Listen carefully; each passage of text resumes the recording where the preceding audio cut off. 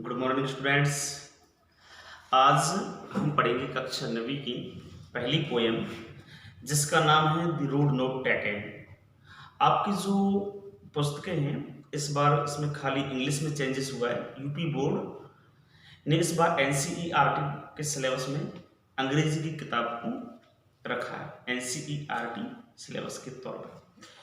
तो इसकी पहली पोएम है the road not taken. The road not taken इसका अर्थ है कि रोड सड़क और या तो मार्ग या रास्ता नॉट टेकन जिस पर अभी तक नहीं चला गया है या इस सड़क पर अभी तक कोई व्यक्ति नहीं चला है। तो शुरू करें। सबसे पहले देखते हैं अबाउट द पोएट, कवि के बारे में। तो इस पोएम को लिखने वाले रॉबर्ट फ्रॉस्ट। रॉबर्ट फ्रॉस्ट एक अमेरिका का कवि है। was an American poet and playwright. Playwright means नाटककार।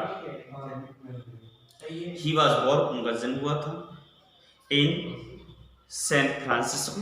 उनका जन्म सैन फ्रांसिस्को में हुआ था, कैलिफोर्निया। कैलिफोर्निया एक अमेरिका का बड़ा सा शहर है यूनाइटेड स्टेट में। ऑन 26 मार्च को 1874 1874 ही इज नॉन, वह जाने जाते हैं फॉर हिज रियलिस्टिक, फॉर माने के लिए, हिज माने उनकी, अपनी, रियलिस्टिक माने वास्तविक, डेस्क्रिप्शन। डेस्क्रिप्शन का मतलब होता है चित्रण करने ऑफ रूरल लाइफ, ग्रामीण जीवन का। वो ग्रामीण जीवन का चित्रण करने के लिए अच्छी तरह से जाने जाते हैं।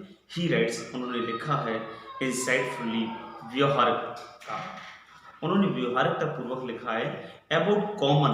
कॉमन मीन सामान्य, ऑर्डिनरी साधारण, एक्सपीरियंसेस अनुभव, उन्होंने सामान्य साधारण अनुभवों के बारे में लिखा है। फ्रॉस्ट डाइड, फ्रॉस्ट की मृत्यु हुई इन बॉस्टन। बॉस्टन भी एक अमेरिका का शहर है ऑन 29 जनवरी 1963 में। इसके बाद हम देखते हैं about the poem. The road not taken has a symbolic meaning here. यहाँ पर जो पोएम का नाम द रोड नॉट टेकन, इसका एक प्रतीक अर्थ यहाँ पर है the road stands for human life, कि सड़क मानव जीवन के लिए बिछे हुए हैं। द रोड ऑफ लाइफ, जीवन का मार्ग, रोड ऑफ लाइफ जीवन का मार्ग, माने डिवाइडेड इनटू, दो मार्ग में विभाजित हो जाता है। वी फाइंड अवरसेल्फ, हम अपने आप को पाते हैं इन डायलेमा, दुविधा में। मनुष्य इस स्थिति में जब मार्ग दो भागों में बट जाए तो दुविधा में पड़ जाता है कि हम किस मार्ग से चलें अथवा ना चलें। We have to make a choice, हमको एक चॉइस चुननी पड़ती है। चयन एक ही है, वो चयन इसलिए एक है क्योंकि मनुष्य तो चलने वाला एक है, रास्ते दो हैं, तो चलेगा तो किसी एक पर ही। तो the road that we choose, जिसको हम चुनते हैं, डिसाइड अवर फ्यूचर, वह हमारे भविष्य का निर्णय लेता है, निर्णायक होता है। डिसाइड इज, निर्णय करता है। विच मे लीड, जो हमको ले जाता है, अस, हमको, टू सक्सेस, सफलता की ओर, और फेलियर अथवा असफलता की ओर। ठीक है, पोएम शुरू करें। ठीक है। द रोड्स डाइवर्ज, रोड्स में सड़क डाइवर्ट, विभाजित होती है इन ए येलो बोर्ड, पीले जंगलों की ओर। यहाँ पर पीले जंगलों से तात्पर्य है कि जब पतझड़ का मौसम आता तो पत्ते हो जाते हैं पीले, और पीले पत्ते जब सड़कों में बिखर जाते हैं तो पीला मार्ग बन जाता है। एंड सॉरी, दुखी हूँ, आई कुड नॉट ट्रेवल बहुत, आई माने मैं, कुड नॉट नहीं सका, ट्रेवल माने यात्रा करना, बहुत माने दोनों। लेकिन कवि के लिए यहाँ पर दुख इस बात का है कि वह दोनों मार्गों पर एक साथ यात्रा नहीं कर सका। एंड बी वन ट्रेवलर, क्योंकि वह एक यात्री है, यात्री एक है। लॉन्ग आई स्टूड, वह लंबे समय तक खड़ा रहा। लॉन्ग आई स्टूड, मैं लंबे समय तक खड़ा रहा। स्टूड वर्ब की सेकंड फॉर्म, स्टैंड, स्टूड, ठीक है, स्टूड खड़ा रहा। एंड लुक्ड, और देखता रहा, डाउन नीचे, वन एज फार एज, जितने दूर तक संभव हो सके, आई कुड, मैं सकता हूं, टू भी है जहां पर इट बेंड, एक झुकाव होता है, इन दी अंडरग्राउथ, यानी जहां पर सड़क का अंत दिखाई देने लगता है, अंडर ग्रोथ, जहां पर दिखाने लगता है बस अब सड़क नहीं है, वहां पर झुकाव होता है वहां तक। देन टुक दी अदर, जब कोई दूसरा लेता है। अब दूसरा स्टेंजा शुरू करें, चलो ठीक है देखते हैं। देन टुक दी अदर, तब कोई दूसरा लिया जाता है। जस्ट ए फेयर, जिस पर हमारा अधिकार भी है। तब मैंने दूसरी सड़क को चुना जो जस्ट ठीक थी, एज फेयर, स्पष्ट भी थी।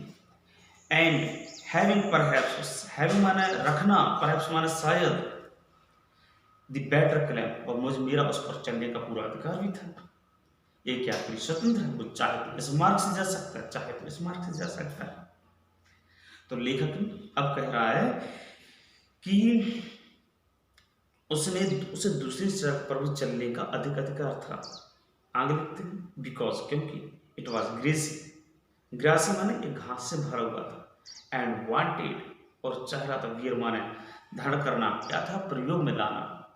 वियर ये कपड़े पहनना, वियर के हिंदी अर्थ होता है, लेकिन यहाँ पर अर्थ धारण करना, मार्ग को चुनना।